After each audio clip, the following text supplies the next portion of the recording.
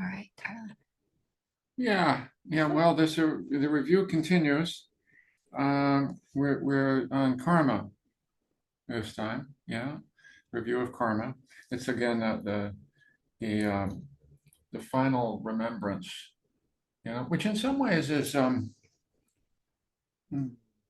it's a challenging one to let in. I know for myself, it's been challenging to let that one in. For a while, for a long time, I thought, well, yeah, I mean, more or less, cause and effect, more or less. We're going to reap what we sow, more or less. But we can still get away with a little carelessness here or there, right? You know, and I thought I could really, in a way, I didn't quite get how radical the Buddhist perspective is around cause and effect, around really, it's really true. It took me a long time to pay carefully attention to my own experience and to see how, yeah, this isn't just an idea. It's that we're very much connected and intention being the main thing here, intention. It's the intention that creates karma. It's the intention with especially with our actions, especially with our actions. Yeah. Um, and in that sense, there is a separation between the idea, thoughts that might pop into the mind, but with no intention to act on those thoughts. Yeah. We can't stop our thoughts. There's so much in there. There's so much conditioning in it. Yeah, but we have some choice about what we say or what we don't say or how we act or how we don't act, and that becomes the more critical piece with karma. You know, which things do we want to create? Do we want to put a little bit more of that emphasis on and really put out there? That's what they say will have its own kind of fruit, our actions, our actions. Yeah. Mm. Well, I remember Ruth Dennison, a teacher we were fond of. Uh, she said when she was asked about karma, she was a German lady, and she said, "Say, it means you don't get away with nothing, darling. You don't get away with nothing, darling." And I I still hear her say that. She said that, and it's like, oh, really? And in this way, in this sense, what the Buddhist perspective around karma is that we are always co-creating our experience in our world. It's co-created all of the time. It's more. That's not as clear these days in a non-Buddhist world that we're co-creating. It's no. We find the world. We find this is the way it is. This is the way it is. And everyone says, no, it's not the way it is. It's the way we've created it. We've created it to be that way. Our conditioning has created me to not like a particular sound, for example. Okay? It's not the sound. The sound is just the sound. I've created the sound to be something that I don't like. I'm the one, it's the mind that creates the aversion, not the sound. The sound is just doing its thing. And the ear door registers, and then the mind goes, well, I either like that sound or I don't like that sound. Yeah? Yeah. And maybe I really don't like it a lot. Maybe I'll put on ear noise blockers. Maybe I'll whatever I want to do in relationship to that sound. But in that sense, what I'm doing is I'm reinforcing my not liking that sound. Well, I'm going to create some karma there. Now from now on, when that sound comes up, I hate it because that's the way it is. No, actually, what it is that I've co-created that to be so. We do that with a lot. We do that with a lot of. And speaking of this weekend, some of you were just on this retreat with us. that uh, we co-create our world a lot. And part of Buddhism is seeing, taking responsibility. It's taking more responsibility for what we are creating, for the mood, for creating our moods, for creating our the things that we're grasping, for the things that we're wanting to turn away from, that we don't like. We create that all of the time as we move through our life. But we'd rather say, well, I no, I'm upset because of that news flash I saw this morning. Well, okay, I get that. There's a lot of rough stuff out there, but we still have to take responsibility for our responses, for our moods, for what we are, for what it, how we are either are or are not taking care of our nervous system. And then, the main instruction, I think Fabiola spoke about this a couple weeks ago. The main thing is coming back to right effort, coming back to right effort.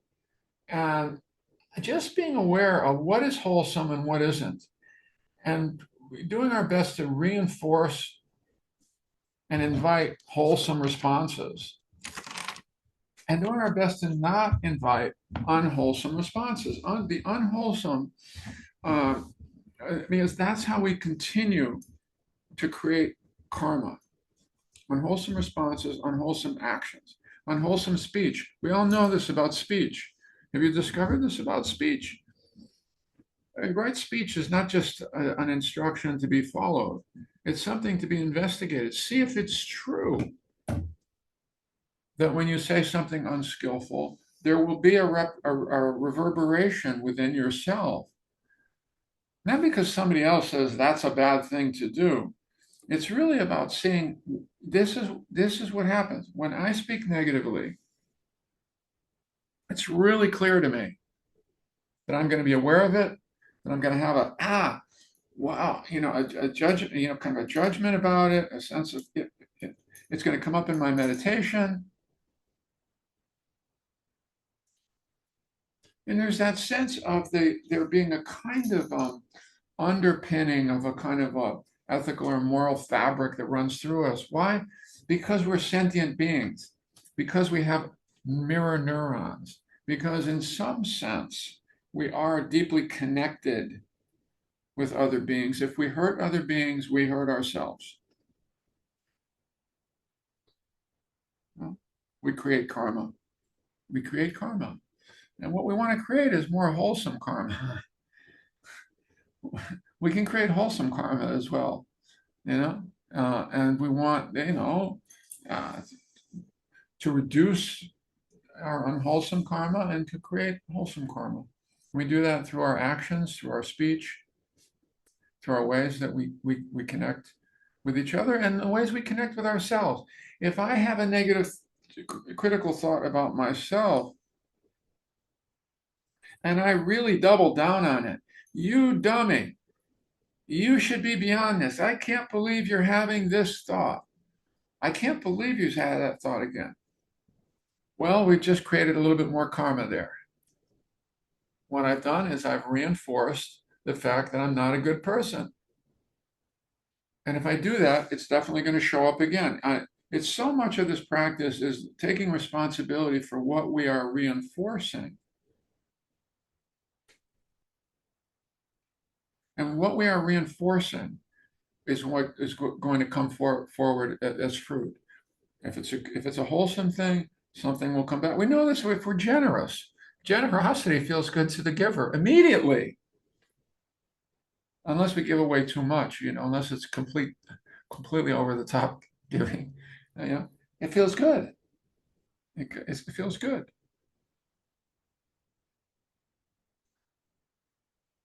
Complimenting someone feels good.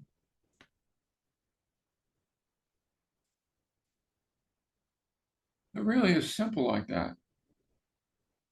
When the wholesome is not around, invite it around and keep it around. You want to create more good karma. We don't have to get into the theoretical nature of it. Just notice. When the wholesome is around, it feels better. There's an immediate fruit. There's immediate fruit. Yeah. And when it's not, there's immediate fruit. My mood starts to go sour. I start to get more cranky. I start to be less patient. I start to be more judgmental. You know? The thing about karma is taking it down into being very pragmatic about it, very practical. It's really how all the moves we make toward ourselves and toward others, you know, and paying attention to the effect. See if it's true.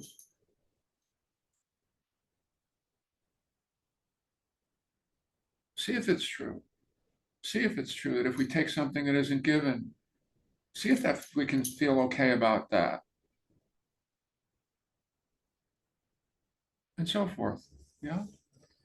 So it's really getting practical, getting pragmatic about it, and continuing to move toward the wholesome. So much of the practice is just choosing the wholesome, moving toward the wholesome, and moving away from the negativity of bias and the unwholesome tendencies and programming and conditions that we've got rolling through our system. You know, you know, when we do that, we'll notice a little change every 10 years or so.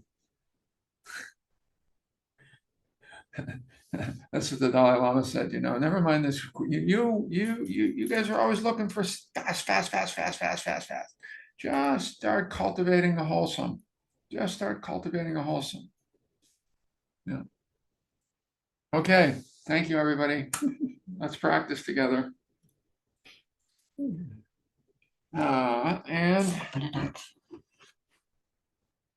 let's see if we can cultivate a little wholesome during our practice session.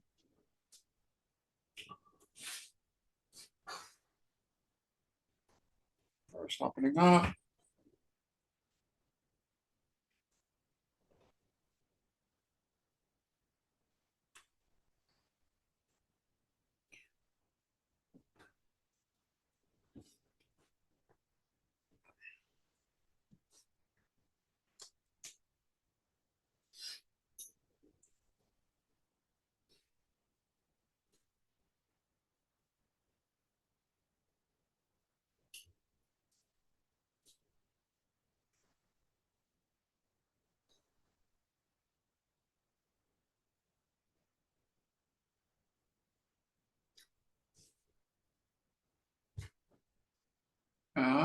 When you're ready, beginning to slow it down, lightly closing the eyes.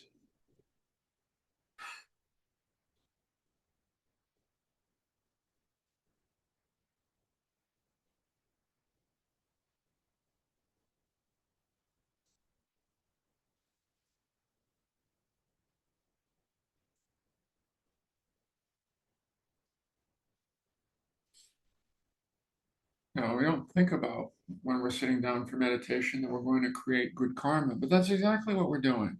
That's part of what we're doing. We start out with orienting towards settling, start inviting a little bit more calm and ease, which is one of the factors of awakening, calm.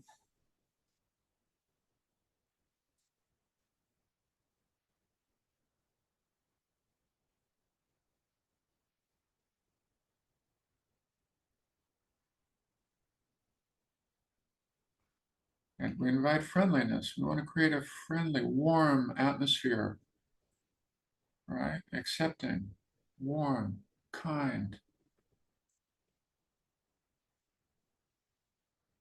That's moving toward the wholesome for sure.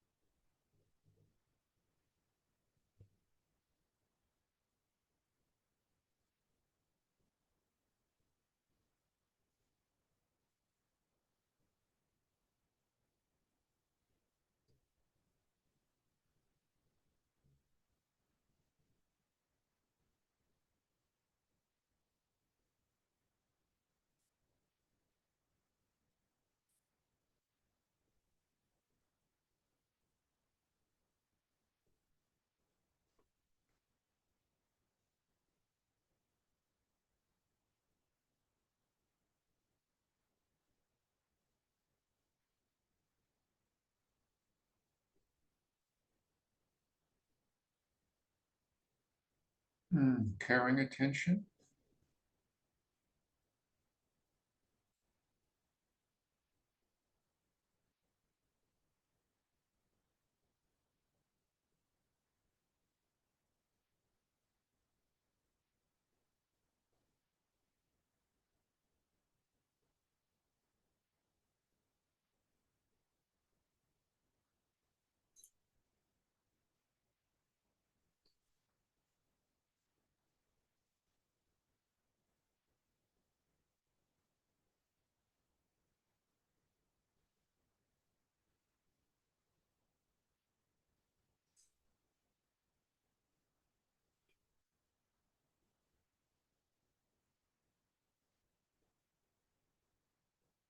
And when you find yourself in what we call casual attention, simply moving from casual attention to caring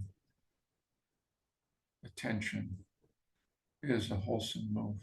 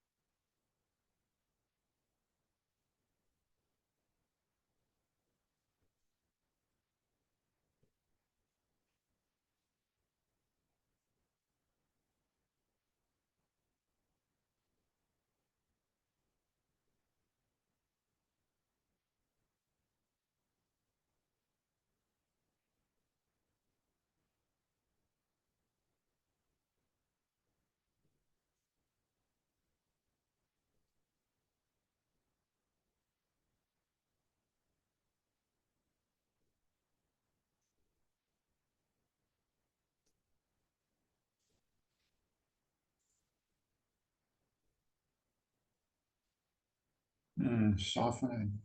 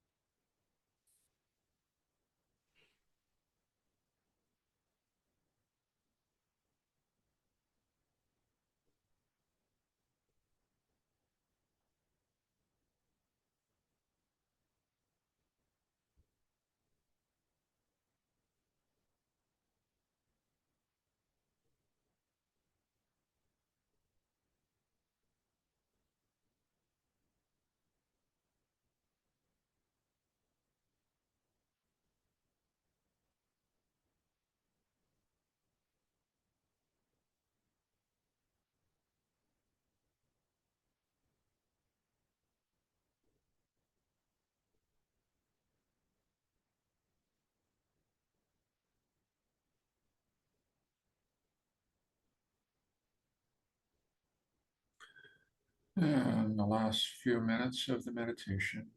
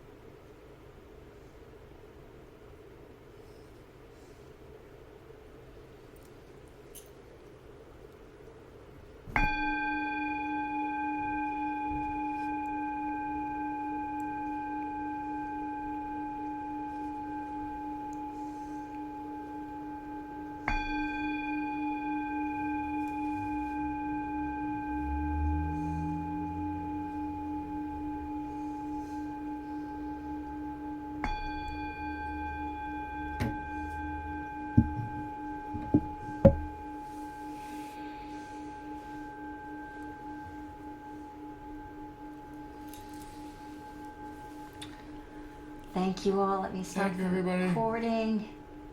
Give you